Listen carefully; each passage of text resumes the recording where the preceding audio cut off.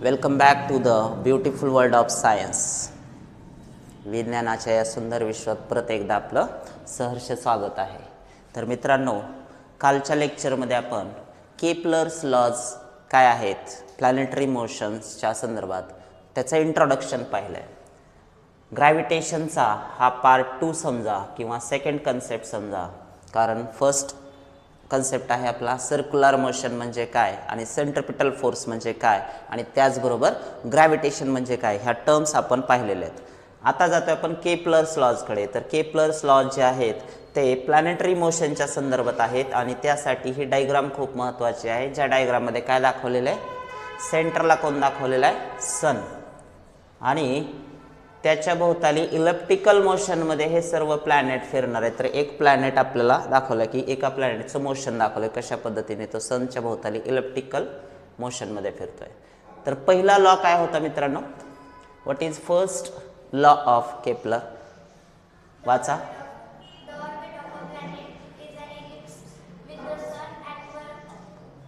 फोकाय. Okay, the orbit of a planet is an ellipse with the sun at one of the foci. Okay, so दूसरा जो law आहे Kepler second law, वाचा. The line joining the planet and the sun sweeps equal areas in equal intervals of time. Correct. The line joining the planet and the sun sweeps equal areas in equal intervals of time. जे पण सनला connect करणारी त्या प्लॅनेटद्वारे line आहे आणि तो planet पुढे जात असताना जो एरिया कव्हर होतो तो कुठल्याही इक्वल इंटरवल ऑफ टाईमला इक्वलच राहतो, या संदर्भात माहिती देणारा सेकंड लॉ आहे. जसं की आपण इथं बघतोय, पहिला एरिया, दुसरा एरिया, तिसरा area, first area, second area, third area दाखवला आणि या तिघांचा टाईम जर समजा आपण असा पुटअप केला, T1, T2, T3, या मोशनसाठी एवढा टाइम इंटरवल लागतोय प्रत्येक ठिकाणी, आणि तो जर T1 is equal to T2 is equal to T3 असा असेल, म्हणजे काय, इक्वल इंटरवल्स ऑफ टाइम असतील, ते T1, T2, T3 सारखे असतील, तर जो एरिया कव्हर झालेला आहे कोणता, ASB किंवा CSD किंवा ESF, कुठलाही एरिया जो असेल तो इक्वल असेल. ओके नाही. So if the time intervals are equal then ultimately area is also equal. Is that clear? आता आपण जातोय तिसरा लॉ, जो की आपण काल नव्हता पहिला, Kepler's third law. Kepler's third law अगोदर आपण स्टेटमेंट समजून घेऊयात की नेमकं काय म्हणायचं केपलरला. याच्यामध्ये पहा, the square of its period of revolution, जो काही प्लॅनेट सनच्या भोवताली फिरतोय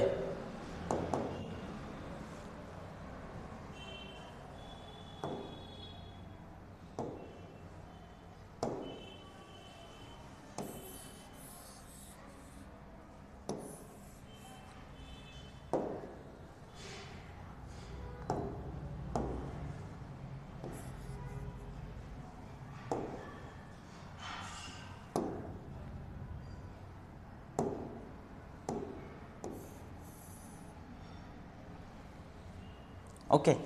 आता हा कोण आहे, डायग्रामचे जे कॅरेक्टर्स आहेत ते तुम्हाला माहीत झाले पाहिजेत. हा कोण आहे, सन.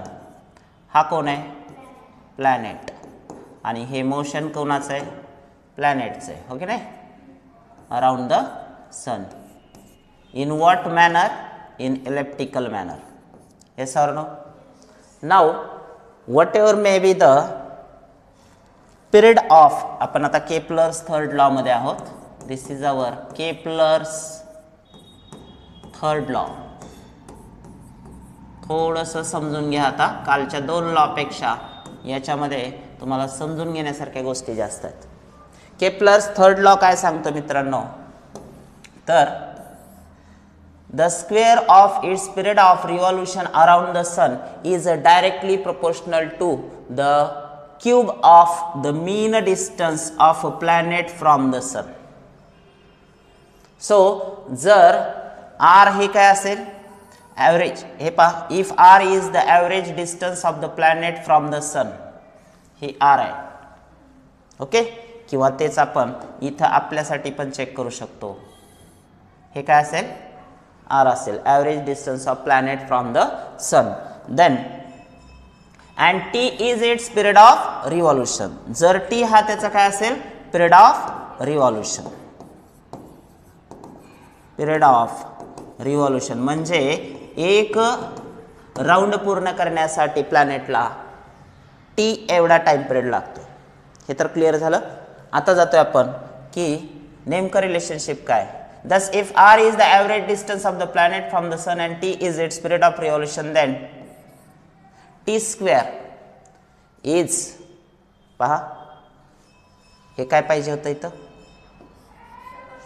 प्रोपोर्शनल पाहिजे होतं. ए झालंय चुकून त्यांच्याकडून, पुस्तकाची चूक आहे ती.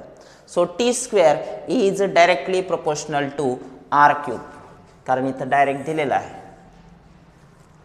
तर रिलेशनशिप काय असणार आहे टी आणि आर मध्ये? टी कोण आहे? Period of revolution. आर कोण आहे? ॲव्हरेज डिस्टन्स कोणाचं? Of planet. कोणापासून? From the sun. So what is r? r is the distance of planet from the sun, average distance of planet from the sun. t is the period of revolution. one round complete करण्यासाठी लागणारा time period म्हणजे काय आहे? t. तर t आणि r चं relationship सांगणारा law म्हणजे केप्लर्स थर्ड लॉ. आता हे रिलेशनशिप काय आहे? Square of the period of revolution of the planet is directly proportional to r cube. r म्हणजे तर तुम्हाला माहिती आहे काय? Average distance of planet from the sun, त्याचा क्यूब. मग आता लॉ परत एकदा वाचा आणि बघा तुम्हाला सोपं वाटतंय का आता. The square of its period of revolution around the sun is directly proportional to the cube of the mean distance म्हणजे average distance of planet from the sun. इथं दाखवलेलंच आहे मी. Square of the period of revolution, period of revolution काय? T, त्याचा square directly proportional आहे मित्रांनो. कशाशी? आर. आर कोण आहे? Average or mean distance of planet from the sun. हा आहे थर्ड लॉ. आता लक्षात ठेवायचं कधीही प्रोपोर्शनॅलिटी साइन जर तुम्हाला मित्रांनो काढून टाकायचं असेल, if you want to remove this proportionality sign you have to take the constant of proportionality. Then the equation would be like this: t square is equal to k into r cube, or the same equation can be written as k is equal to t square upon हा r cube इकडे multiplication मध्ये आहे, इकडे येताना division मध्ये जाईल r cube. what is this k is? हा k कोण असेल? कॉन्स्टंट ऑफ प्रोपोर्शनॅलिटी आहे. मग हा कॉन्स्टंट ऑफ प्रोपोर्शनॅलिटी नेमकं काय सांगतो ते पण. Kepler obtain this law simply from the study of positions of planet obtain by regular observations. He had no explanation as to why planets obey this lodge. त्याच्याकडे explanation नव्हतंच, ते तर काम पुढं न्यूटनने केलेलं आहे, पण त्याला हे 3 लॉ मात्र सांगता आले. We will see below how this laws help Newton in the formulation of his theory of gravitation. So आता पहिला मुद्दा आहे आपला की थर्ड लॉ तुम्हाला समजला का नाही ते सांगा मला. काय आहे एकदा सांगा, वाचा मोठ्याने. Kepler's third law. हां, The square of its period of revolution around the sun is directly proportional to the cube of the mean distance of a planet from the sun. Is that clear? मग mathematically काय लिहू शकतो आपण? Therefore t square is directly proportional to r cube, or the same equation can be written as k is equal to t square upon r cube. yes, k is equal to, k means constant, is equal to t square upon r cube. is that clear? आता लिहा statement इथली लिहा आणि हे इथून लिहा. चालेल? Statement झाली की सांगा. Cube of the mean distance of a planet from the sun. Yes, what is Kepler's third law? Full and final. Lastly, the square of period of revolution of planet is directly proportional to the cube of the mean distance of planet from the sun. फक्त distance नाही तर cube of the distance हे लक्षात ठेवायचं. म्हणून मग mathematically काय होईल? हे t square is directly proportional to r cube. If we remove the sign of proportionality, you have to take the constant of proportionality. T square is equal to काय आला? k into r cube. k कोण असतो? constant. So आपण हे असं पण लिहू शकतो, constant k is equal to t square upon r cube. किंवा सिम्पली तुम्ही एवढं जरी लक्षात ठेवलं तरी चालेल. क्लिअर? कोणाला काही प्रॉब्लेम याच्यामध्ये असेल तर विचारा परत एकदा. नाही. सो फर्स्ट लॉ झाला, सेकंड लॉ झाला, थर्ड लॉ झाला. आता हे केपलरचे जे 3 लॉ आहेत प्लॅनेटरी मोशनच्या संदर्भात, मित्रांनो याचाच आधार घेऊन आपले जे न्यूटन साहेब आहेत, सर आयझॅक न्यूटन, त्यांनी लॉ ऑफ ग्रॅव्हिटी दिला. Newton provided the law of gravity किंवा ग्रॅव्हिटेशनल लॉ. ग्रॅव्हिटेशनल लॉचा आधार बेस कोण आहे? तर आताच मी सांगितलं कोण आहे? Kepler's laws of planetary motion. त्याचा आधार घेऊन न्यूटनने ग्रॅव्हिटेशनल लॉ दिलेला आहे. बघणार आहेत आपण की ग्रॅव्हिटेशनल लॉ काय आहे. पहा, Newton's universal law of gravitation. Universal आहे म्हणजे हा फक्त आपल्या अर्थशी रिलेटेड किंवा अमुक एका प्लॅनेटशी रिलेटेड नाही. It is followed by the whole universe. Okay, so what is this law is all the above considerations including Kepler's laws led Newton to formulate his theory of universal gravity. Law of gravity पण म्हणतात किंवा universal law of gravitation पण म्हणतात. काय आहे न्यूटनचा law? सगळ्यात अगोदर तर आपण स्टेटमेंट समजून घेऊ आणि मग कामाला लावू. पहा, अकॉर्डिंग टू दिस थिअरी, या थिअरीनुसार न्यूटनच्या, every object in the universe attracts every other object with a definite force. न्यूटनच्या या लॉनुसार या जगातला, या संपूर्ण विश्वातला प्रत्येक ऑब्जेक्ट दुसऱ्या ऑब्जेक्टला एका डेफिनाइट फोर्सने काय करतो? अट्रॅक्ट करतो. सो हा शब्द खूप महत्वाचा आहे. Every object attracts another object with a definite force. अजून संपली नाही statement. This force is directly proportional to the product of masses of two objects and is inversely proportional to the square of the distance between them. आता actual मध्ये जर समजून घ्यायचं झालं तर आपण 2 ऑब्जेक्ट लक्षात ठेवूयात. कोणते पण 2 ऑब्जेक्ट. सपोज इथं दिलेलेच घेतले आपण, चेक करा. आता हे 2 ऑब्जेक्ट आहेत फ्रेंड्स, दिसत आहेत.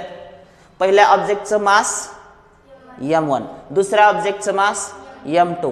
ठीक आहे. पहिल्या ऑब्जेक्टनं दुसऱ्या ऑब्जेक्टला एका फोर्सने अट्रॅक्ट करत आहे, दुसरा ऑब्जेक्ट पहिल्या ऑब्जेक्टला एका फोर्सने अट्रॅक्ट करत आहे, ओके नाही, विथ अ डेफिनाइट फोर्स. आता हे रिलेशनशिप नेमकं कसं आहे? तर न्यूटनचं म्हणणं काय आहे पहा, this force of gravity, this force of attraction is directly proportional to the, कशाशी डायरेक्टली प्रोपोर्शनल आहे ते पण ऐका. कशाशी डायरेक्टली प्रोपोर्शनल आहे? This force is directly proportional to the product of masses of the 2 object. Product of masses of the 2 object. पहिल्याचं mass काय? m1, दुसऱ्याचं मास काय? m2. म्हणजे त्यांचा प्रॉडक्ट m1 इंटू m2. दोन्ही ऑब्जेक्टच्या मासेसचा काय घ्यायचा आहे? प्रॉडक्ट. हे डायरेक्ट आहे, but it is also inversely proportional to the, inversely proportional आहे कोणाच्या? and is inversely proportional to the square of the distance between them. 2 object मधलं डिस्टन्स काय दिसतंय तुम्हाला मित्रांनो? d. सो d घ्यायचा, पण काय घ्यायचा? d चा स्क्वेअर घ्यायचा आहे. आता फॉर्म्युला आपला कंप्लीट झाला. आता पहा, न्यूटन्स लॉ ऑफ ग्रॅव्हिटेशन, मॅथमॅटिक्सचं इक्वेशन जरी तुम्ही नीट बघितलं तर स्टेटमेंट तयार होते. What is Newton's law of gravitation? Every object in this universe, if suppose this is object A and this is object B, object A attracts object B towards it with a definite force. Similarly, object B attracts the object A with a definite force F. Okay, so that force is directly proportional to the product of the masses m1 into m2 and is inversely proportional to the square of the distance between those two objects. Clear? कोणाला काय problem नाही. आता Kepler's law सारखंच मग इथं काय करायचं आपल्याला, प्रोपोर्शनॅलिटी साइन आहे मित्रांनो, ते काढून टाकायचं आहे. मग काय करणार, therefore f is equal to equal sign आला, प्रोपोर्शनॅलिटी साइन काढला तर कॉन्स्टंट घेतला. आता ग्रॅव्हिटेशनल लॉ आहे म्हणून प्रत्येक वेळी k घेण्याच्या ऐवजी आपण काय घेतला, g घेतला. कॉन्स्टंट g इनटू काय काय आले ते बघा, m1 m2 मध्ये साइन गुणाकाराचं आहे लक्षात ठेवा, डिवायडेड बाय d स्क्वेअर. कधी कधी तेच dr ने पण घेऊ शकतो आपण, वेगवेगळ्या डायग्राम मध्ये, वेगवेगळ्या कंडिशन मध्ये, वेगवेगळ्या न्यूमेरिकल्स मध्ये हे वेगवेगळे साइन असू शकतात, पण आपला लॉ त्याच्यामुळे नाही बदलणार. So what is our mathematical statement for this law,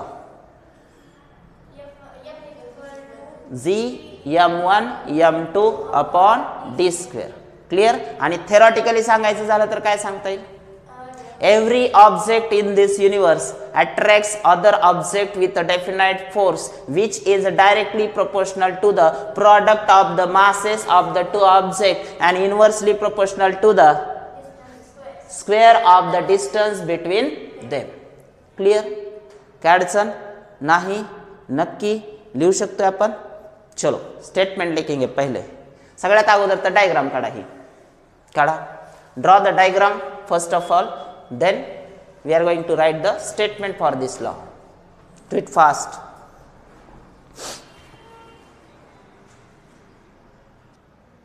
Mathematical expression लिहा. ते proportionality sign आहे, हा मी इथे व्यवस्थित लिहिलंय.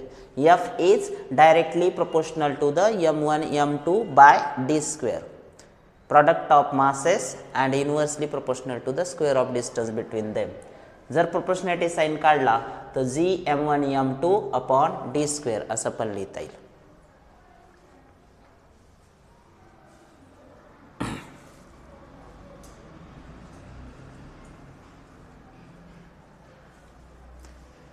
Now let's see, if mass of first object is 1 kg, mass of second object is 1 kg and distance between these two objects is 1 meter, what will happen?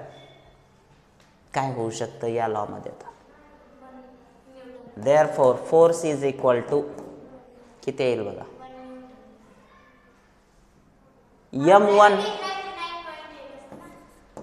9.8 चा काही संबंध नाही, f is equal to g येईल.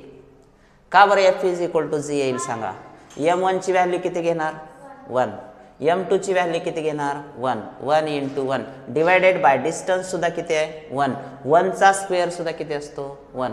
So overall हा जो fraction आहे तो पूर्ण काय होईल 1. मग त्यावेळी f हा काय होईल, कॉन्स्टंट g एवढा असेल. येते का लक्षात? जर 1 kg मासचे दोन ऑब्जेक्ट आहेत त्यांच्यामधला जो फोर्स आहे आपण तो काउंट करतोय, तर त्यावेळी m1 m2 व्हॅल्यूज युनिटीज आहेत 1 kg, डिस्टन्स 1 चा स्क्वेअरच येतो कारण डिस्टन्स 1 मीटर आहे. सो ओव्हरऑल f हे g एवढा कधी असेल तर ज्यावेळी पॅरामीटर्स हे असतील ते. लक्षात आलं? Yes or no? आता जाऊया आपण कॉन्स्टंट g ची व्हॅल्यू काय आहे, तर ती ऑलरेडी डिटरमाइंड आहे. कॉन्स्टंट g ची व्हॅल्यू तुम्हाला दिलेली आहे मित्रांनो, किती दिली आहे पहा, value of g measured by first experimentally measured by Henry Cavendish. Henry Cavendish ने कॅपिटल जी ची व्हॅल्यू सगळ्यात पहिल्यांदा मेजर केली आणि ती जी व्हॅल्यू किती आहे पहा 6.673 into 10 to the power of -11. Unit सुद्धा महत्वाचं आहे, न्यूटन मीटर स्क्वेअर पर केजी स्क्वेअर. काय आलंय, न्यूटन मीटर स्क्वेअर पर केजी स्क्वेअर. जी ची व्हॅल्यू काय येईल पहा, हेनरी कॅव्हेंडिशने सगळ्यात अगोदर काय केलेले, ही व्हॅल्यू डिफाइन केलेले किंवा डिटरमाइन केलेले experimentally. Value of G at first time 6.673 into 10 to the power of -11. Unit is newton metre square per kg square per kg square. आता हे युनिट असं कसं काय आलं ते पण सांगतो. एक मिनिट, तुमच्या पुस्तकात दिलेल्या नाहीत सगळ्या गोष्टी. जसं आपण हे बघितलं की F आणि G हे इक्वल केव्हा होऊ शकतात, तसंच आता मला काय सांगा, हा ओरिजिनल फॉर्म्युला आपला F is equal to G m1 m2 upon D square. मग capital G is equal to काय ते पण सांगा. G is equal to, because सांगा G इज इक्वल टू काय, F इंटू डी स्क्वेअर येणार नाही का, आपण थांबा घे थांबा. 9.8 कडे आता जाऊ नको बाळा, ते वेगळं आहे, ते ऍक्सिलरेशन ड्यू टू ग्रॅव्हिटी. तिथं जाऊ आपण, थोडं थांब. F into D square divided by हा m1 m2 काय होईल, हा जी तिथं ठेवायचा ना, m1 m2 डिनॉमिनेटरला जाईल, म्हणून मग भागाकारात काय येणार m1 इंटू m2. आता बघा युनिट कसं आलंय ते. फोर्सचं युनिट काय friends, what is the unit of force, कसं येत असतात सगळ्या गोष्टी ते सांगायला. Unit of force Newton. Unit of distance, डिस्टन्सचा याचा युनिट मीटर असतंय, मग मीटरचा काय झाला स्क्वेअर. आणि याचं kg आहे, याचं kg आहे, अपॉन असल्यामुळं पर kg स्क्वेअर. हे असं आलं युनिट, लक्षात राहील. आता हे पुस्तकात तुमच्या दिलेलं नाही, पण हे जर तुम्हाला समजलं तर आणि तरच तुम्ही शाहू स्क्रीनिंगची टेस्ट क्रॅक करू शकता. कारण शाहू स्क्रीनिंगची टेस्ट ऐऱ्या गैऱ्या नत्तू खैऱ्या विद्यार्थ्यासाठी नाही, एक्स्ट्रा ऑर्डिनरी स्टुडंटसाठी. मग जे बुकमध्ये नाही ते तुम्हाला कळल्या पाहिजे गोष्टी. उगा युनिट दिलंय म्हणून पाठ करायचं नाही. ते का तसं आलं मी सांगतो, तुमच्या अख्ख्या क्लासरूममध्ये दुसऱ्या कोणाला येणार नाही, हे फक्त तुम्हालाच माहिती असेल की हे जीची व्हॅल्यू, ठीक आहे ते पाठ करतील, जीची व्हॅल्यू पाठ करू शकता ज्यांचं पाठांतराचं स्किल चांगलं आहे. पण युनिट असं का दिलं हे नाही सांगू शकणार बाळांनो. अख्खा टॉपिक होऊ द्या तुमचा शिकून, आणि तुम्ही कोणालाही विचारा की हे युनिट कसं आलं. मग त्यासाठी काय करावं लागतं आपल्याला, थोडे एक्स्ट्रा एफर्ट्स घ्यावे लागतील. क्लिअर झाला आता दोघींना पण, लिहून टाका, do it fast.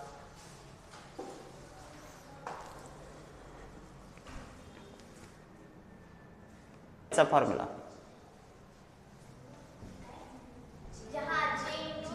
F is equal to G into m1 into m2 upon D square. सगळे पॅरामीटर सांगा. F कोण आहे, gravitational force. Capital G gravitational constant. m1 mass of first object, m2 mass of second object, d distance between the two object. समजा बघा आता numericals तयार कसे होतात ते बघायचं आपल्याला. आतापर्यंत तुम्ही न्यूमेरिकल्स केलेत का नाही, 9वी मध्ये सोडवलेत, आयडिया आले. Current electricity, work and energy, laws of motion, हो नाही, resistors in series, resistors in parallel, जमत आहे, ठीक आहे, जमत असेल तर नो प्रॉब्लेम. पण आता लॉजिकल न्यूमेरिकल्स कसे असतात ते बघा. शाहूची जी स्क्रीनिंग टेस्ट आहे किंवा कुठल्याही एंट्रन्सला जाताना थोडेसे हटके न्यूमेरिकल्स तयार होतात. सो सिंपल कन्सेप्ट काय आहे, suppose if mass of m1 is doubled, then force is, तुम्ही सांगू शकताय. समजा m2 चा मास आहे तेवढंच ठेवायचं, पण m1 चा मास मी डबल करणार आहे, तर फोर्स मध्ये काय फरक येईल का आहे तेवढाच राहील. काय होईल फरक,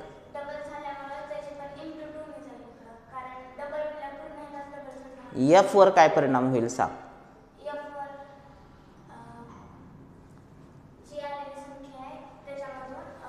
फोर्स आहे तेवढाच राहील का वाढेल का कमी होईल, दुप्पट होईल, तिप्पट होईल, चारपट होईल, निमपट होईल, 1/4 होईल, किती होईल, किती होईल, किती न वाढेल, डोकं लावा. दुप्पट होईल. Force is doubled. फोर्स काय होईल, डबल होईल. कसा होईल लक्ष द्या. जर तुम्ही m1 चा मास काय करताय, डबल करताय, तर हे सुरुवातीचं जे पण व्हॅल्यू आहे फोर्सची व्हॅल्यू आहे ना सगळी. आता याला जर तुम्ही m1 ला ट्वाइस केलं तर हा ट्वाइस पूर्णच व्हायला ना, हे मास डबल झालं म्हणजे पहिल्यापेक्षा उत्तर काय येणार आहे, डबलच येणार आहे. सो जर इंटू 2 केलं याला तर आपोआपच फोर्स सुद्धा काय होणार आहे, डबल होईल. It means force is doubled. तीच गोष्ट M2 च्या बाबतीत होईल. समजा तुम्ही M2 ला डबल केलं M1 ला तसंच ठेवून तरी सुद्धा फोर्स काय होईल, डबल होईल. समजा दोन्हीचं मास डबल केलं तर आता काय होईल, yes, if mass of M1 and M2 is doubled, if mass of M1 and M2 is doubled, then force is, सांगा, force is, पटकन सांगा किती वेळा होईल force, how many times, 4 times, force is 4 times. म्हणजेच F जर पहिला असेल तर नवीन 4F असेल, कळलं नाही, पहिल्या व्हॅल्यूच्या तो 4 पटीनं होईल. तिसरी case number 3, if masses are same but the distance is doubled, force will be, if distance is doubled, force बद्दल सांगा. हाफ होईल. डिस्टन्स जर डबल केला, D च्या ऐवजी मी काय केला 2D केला तर काय होईल, हाफ होईल फोर्स. म्हणजे पहिला जेवढा आहे, पहिला 100 न्यूटन असेल तर नंतर 50 न्यूटन होईल असं म्हणायचं. नक्की माझं म्हणणं हे उत्तर चुकलं असेल तर चुकीला माफी नाही, चुकलंय उत्तर. का, कारण जर आपण डिस्टन्स डबल केलं, लक्षात घ्या डिस्टन्स पहिलं समजा किती होतं 4 मीटर, आता नवीन डिस्टन्स डबल केलं किती झालं 8, मग आता आपल्याला 8चा स्क्वेअर घ्यावा लागेल. It means force is reduced by 4 times. जेवढा पहिला असेल डिवायडेड बाय 4 होईल. येते का लक्षात, 1/4 होईल, हाफ नाही होणार. लक्षात येते का. So force is, then force is 1/4 decrease by 4 times असं पण लिहू शकतो आपण. कळाले का नाही, कारण डिस्टन्सचा काय आहे इथं स्क्वेअर आहे. तुम्ही डिस्टन्स निम केलं की फोर्स 1/4 होणार ना. हे सर नो, ह्या व्हॅल्यूला 4 ने तो डिवाइड करणार. क्लिअर. म्हणून ह्या गोष्टी खूप मॅटर करतात आणि हे ज्याला कळतंय ना थोडंसं लॉजिक, त्या विद्यार्थ्यांना पुढं कधीच अडचण येत नाही. कारण ज्याला ग्रॅव्हिटेशन म्हणजे पहिला चॅप्टर समजतो सायन्सचा, ते विद्यार्थी बेधडक पुढे जातात. सायन्सला 100 पैकी 100 मार्क्स सहज मिळतात, ते पण कंसात विदाउट कॉपी. आपल्याला कुठल्याही कॉपीचा आधार न घेता सायन्सला 100 पैकी 100 मिळतात आणि कुठल्याही कॉलेजचे एंट्रन्स असू द्या तिथं सुद्धा तुम्हाला आउट ऑफ मार्क्स घेता येतात. फक्त ह्या कंडिशन्स किंवा अशा काही गोष्टी आहेत ज्या की आउट ऑफ बॉक्स आहेत, थोडंसं टेक्स्टबुकच्या बाहेर पण आहेत, तर त्याच्यावरती तुम्हाला थोडा फोकस जास्त करायचा. क्लिअर. समजलं, लिहून घेतलं तर बरं होईल. घ्या फर्स्ट, सेकंड, थर्ड.